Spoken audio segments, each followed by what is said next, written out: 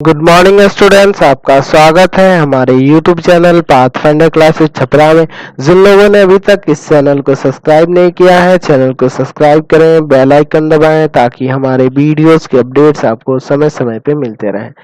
ये आपका part 12 video इस चैप्टर का। पार्ट 12 वीडियो में क्वेश्चन नंबर 7 पे है और प्रश्नावली है 13.5। कह रहा है कि शंकु के एक छिन्नक के लिए पूर्व स्पष्ट किए गए संकेतों का प्रयोग करते हुए आयतन का वह सूत्र ज्ञात कीजिए जो अनुच्छेद 13.5 में दिया गया है। तो आयतन का सूत्र आपको दिया है ना, अनुच्छेद 13.5 में। आप जाके देखिएगा पिछले पेज में, आपको आयतन का सूत्र पता है कि शंकु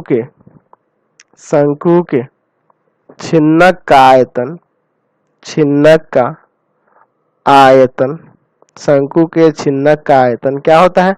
तो 1/3 पाई ब्रैकेट में r1 का स्क्वायर प्लस r2 का स्क्वायर प्लस r1 r2 और गुना में h, यही ना फॉर्मूला होता है। तो इसी को हमें साबित करना है, ठीक है। तो यहाँ पे हम लोग एक शंकु लिए हैं, है ना। तो माना OAB एक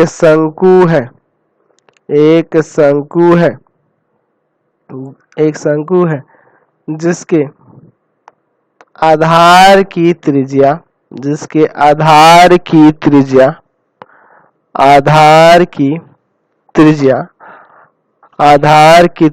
r1 है। देख रहे हैं ना, त्रिज्या r1 है, तिर्यक ऊंचाई ये देखिए पूरा L1 है तथा ऊंचाई h1 है देख रहे हैं ना, इसका ऊंचाई h1 है, ठीक है। शंकु OAB को काट कर एक शंकु का छिन्नक बनाया गया है। शंकु का छिन्नक बनाया गया है जिसके सिरों की त्रिज्याएं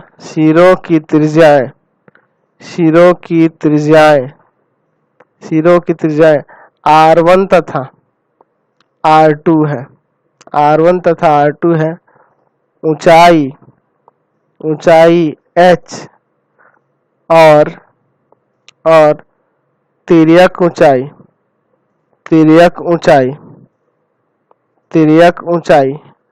L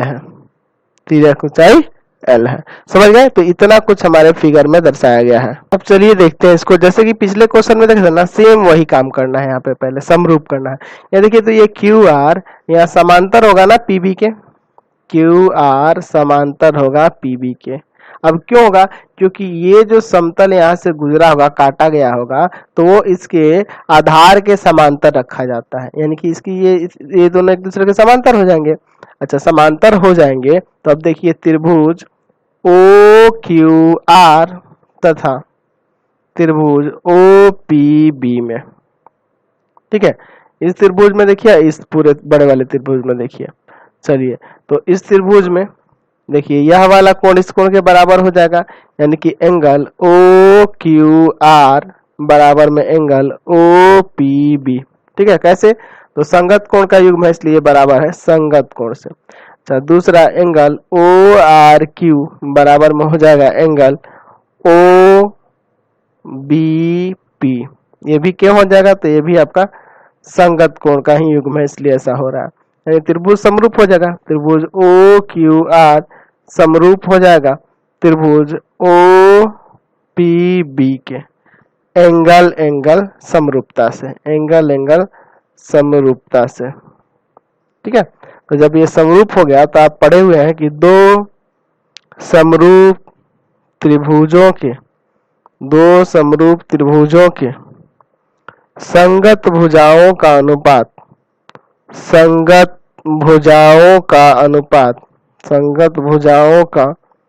अनुपात बराबर होता है, संगत भुजाओं का अनुपात बराबर होता है। तो यहाँ से आप लिख सकते हैं कि ओ क्यू बटा में ओ क्यू यानी लंब, इसका क्या हो जाएगा ओ क्यू बटा में ओ पी, ठीक है, बराबर में हो जाएगा आपका फिर क्यू आर, या फिर ओ आर ले लेते हैं, ओ आर बटा में ओ बी, देख रहे हैं ना, ओ आर इस त्रिभुज के लिए और बटा में ओ बी, ठीक है, दोनों की तिर्यक ऊंचाई। अच्छा देख रहे हैं ना, इस त्रिभुज का ऐसे तो ये शंकु के लिए तिर्यक ऊंचाई हुई, लेकिन इन दोनों त्रिभुजों के लिए क्या हुआ, उसका कर्ण हुआ, तिरछी वाली भुजाएं। चलिए अच्छा, और उसके बाद क्या बच गया, तो दोनों का आधार ले सकते हैं, तो इसका ले लेंगे क्यू आर और इसका ले लेंगे पी बी, समझ में आया ना। तो इनके संगत भुजा का अनुपात बराबर रख दिए। अब इनके मान रखते हैं, तो ओ क्यू देखिए, तो ओ क्यू कैसे निकलेगा, तो टोटल है H1 और इतना है H, तो H1 में से H को घटा देंगे तो इसकी ऊंचाई आ जाएगी, तो H1 माइनस H और बटा में OP, तो OP क्या, तो OP का पूरा है H1, देखा ना, OP पूरा H1 है। चलिए आगे देखते हैं, बराबर में ओ आर, तो ओ आर ये वाला हुआ, तो ओ आर कैसे निकलेगा, पूरा है L1 और L1 में से L को घटा देंगे तो आ जाएगा, और ओ बी, तो ओ बी है पूरा L1 बराबर में क्यू आर तो है R2 और पी बी तो ये है आपका R1। तो देखिए आयतन में तो तिर्यक ऊंचाई से कोई मतलब ही नहीं है, हमें इससे और इससे मतलब है ना, तो इसको छोड़ देंगे। अब बच गया आपका, यहाँ लिखेंगे कि H1 माइनस H बटा में H1 बराबर में R2 बटा में R1, ठीक है, क्रॉस मल्टीप्लाई करते हैं, ठीक, इसमें इससे गुना करते हैं, इसमें इससे गुना करते हैं, तो ये इसमें जाके गुना करेगा तो H1 R1, ठीक है, माइनस में H R1 और बराबर में हो जाएगा H1 R2, समझ में आया। चलिए अब दोनों H1 को एक तरफ करते हैं, चलिए तो यहाँ H1 R1 माइनस में H1 R2 इसको उधर भेज देंगे तो हो जाएगा आपका HR1, समझ में आया ना, ये आ गया इधर माइनस का, ये इधर आ गया प्लस का। अब यहाँ से देखिए दोनों जगह H1 कॉमन है, तो H1 कॉमन हो जाएगा, तो यहाँ बच जाएगा R1 माइनस R2 बराबर में HR1, यानी कि आप यहाँ से H1 बराबर लिख सकते हैं HR1 बटा में R1 माइनस R2, समझ में आया। चलिए चलिए अब हम लोग शंकु के छिन्न का आयतन निकालते हैं। यहाँ लिखेंगे शंकु के छिन्नक का आयतन, शंकु के छिन्नक का आयतन यानी इसी का आयतन ना, देख रहा है ना, इसका आयतन। तो ये शंकु का जो छिन्नक बन रहा है इसका आयतन निकालना है, तो हम क्या करेंगे, तो ये बड़े वाले शंकु यानी कि शंकु ओ ए बी का आयतन माइनस शंकु इसका कुछ नाम देते हैं यहाँ पे ओ एस आर का आयतन, समझ में आया ना, है ना, इस पूरे आयतन में से, इस पूरे शंकु के आयतन में से इस छोटे वाले शंकु का आयतन घटा देंगे तो इसी का ना बचेगा। चलिए आगे सॉल्व करते हैं इसको रख के वैल्यू को। चलिए तो शंकु जो ये है आपका ओ ए बी, इसका आयतन क्या होगा, तो 1/3 पाई आर स्क्वायर एच, तो इसका आर कितना है, R1 है ना, तो R1 का स्क्वायर और इंटू में इसकी ऊंचाई क्या है H1, ठीक है, माइनस शंकु ओ एस आर, तो ओ एस आर ये रहा, तो 1/3 पाई आर स्क्वायर, तो इसका त्रिज्या R2 है, तो R2 का स्क्वायर और इंटू में इसकी ऊंचाई, तो इसकी ऊंचाई क्या होगी, तो टोटल है H1 में से H को घटा देंगे तो आ जाएगा, तो H1 माइनस H, क्लियर है। चलिए अब H1 का जो वैल्यू है ये वाला यहाँ रखेंगे हम लोग, यानी कि अब ये आपका हो जाएगा 1/3 पाई R1 का स्क्वायर इंटू में H1 के जगह हो जाएगा HR1 बटा में R1 माइनस R2 माइनस 1/3, इसको ब्रैकेट में चाहे ऐसे दे सकते हैं, कोई दिक्कत नहीं है, यहाँ भी 1/3 पाई R2 का स्क्वायर ब्रैकेट के अंदर H1 का मान वही रखेंगे HR1 बटा में R1 माइनस R2 माइनस में H, क्लियर है। चलिए आगे देखते हैं हम लोग यहाँ पे एक काम करते हैं, यहाँ देखिए इसको हम चाहें तो यहाँ एक काम करिए ना आप लोग, यहाँ 1/3 पाई और एक h भी बाहर निकाल लीजिए। तो यहाँ देखिए क्या बचेगा, ये और ये बचेगा। तो यहाँ आप सीधे नहीं लिख सकते हैं r1 का क्यूब और बटा में r1 माइनस r2, ठीक है। 1/3 पाई भी कॉमन हो गया और ये h बाहर निकल गया ना, ये भी, ठीक है। तो यहाँ जो बचेगा r2 का स्क्वायर, क्लियर है, r2 का स्क्वायर, और ब्रैकेट के अंदर यहाँ क्या बच जाएगा, तो r1 बटा r1 माइनस r2 माइनस 1, क्योंकि h तो बाहर निकाल दी है ना, समझ रहे ना बात को, एक स्टेप हम बचाए हैं, h बाहर निकला और यहाँ से भी कॉमन कर लिए दोनों जगह से।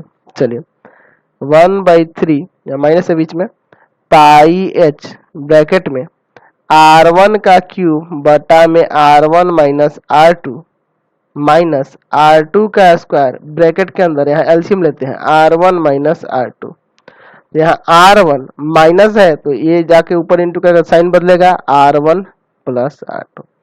चलिए साइन बदल गया, समझ रहे ना। चलिए ये कट गया, अगला स्टेप देखिए। तो यहाँ से 1/3 पाई h ब्रैकेट के अंदर r1 का क्यूब बटा में r1 माइनस r2 और माइनस यहाँ देखिए इसमें से गुना हो जाएगा, तो r2 का क्यूब और बटा में r1 माइनस r2। चलिए अब दोनों का एलसीएम ले लेते हैं एक साथ। तो यहाँ पे हो जाएगा 1/3 पाई h ब्रैकेट के अंदर एलसीएम लेंगे तो यहाँ होगा r1 माइनस r2 और ऊपर आ जाएगा r1 का क्यूब माइनस में r2 का क्यूब, माइनस में r2 का क्यूब। तो ऊपर a cube minus b cube का फॉर्मूला लगा देंगे। चलिए तो हो जाएगा 1/3 पाई h, ऊपर फॉर्मूला लगेगा तो होता है a माइनस b इंटू में a स्क्वायर मतलब r1 का स्क्वायर है ना, और प्लस ए बी यानी r1 r2 और प्लस बी स्क्वायर यानी r2 का स्क्वायर, समझ गए ना। ए क्यूब माइनस बी क्यूब का फॉर्मूला लगा दिए यहाँ पे। चलिए और बटा में है r1 माइनस r2, क्लियर है, ये और ये कट जाएगा ना। अब इसी को थोड़ा सजा के लिख दीजिए, यहाँ से आपका निकल जाएगा शंकु के छिन्नक का आयतन, शंकु के छिन्नक का आयतन, शंकु के छिन्नक का आयतन। तो किस तरह से हो जाएगा, तो हो जाएगा 1/3 पाई, इसको पहले लिख लेते हैं, r1 का स्क्वायर प्लस r2 का स्क्वायर प्लस r1 r2, इसको लास्ट में लिख दिए। अच्छा और इनटू में जो ये h है h, तो यही ना आपको साबित करके दिखाना था, ये आपका साबित हो गया। तो ये लास्ट क्वेश्चन था, एक ही क्वेश्चन था, हेलो लास्ट। इस पार्ट को यहीं पे हमें एंड करना होगा। प्लीज आप चैनल को सब्सक्राइब कर देंगे, बेल आइकन दबा दे, जितना ज्यादा हो सके दोस्तों में शेयर करें, कमेंट बॉक्स में लिखें कि हमारे वीडियोस आपको कैसे लगते हैं, और इससे रिलेटेड लिंक की जरूरत हो, अदर सब्जेक्ट की लिंक, अदर चैप्टर की लिंक, तो आप हमारे व्हाट्सएप नंबर 7301778899 पर व्हाट्सएप एसएमएस भेज के चैप्टर के लिंक को प्राप्त कर सकते हैं। और प्लीज वीडियोस को ज्यादा से ज्यादा दोस्तों में शेयर करें। Thanks for watching the video.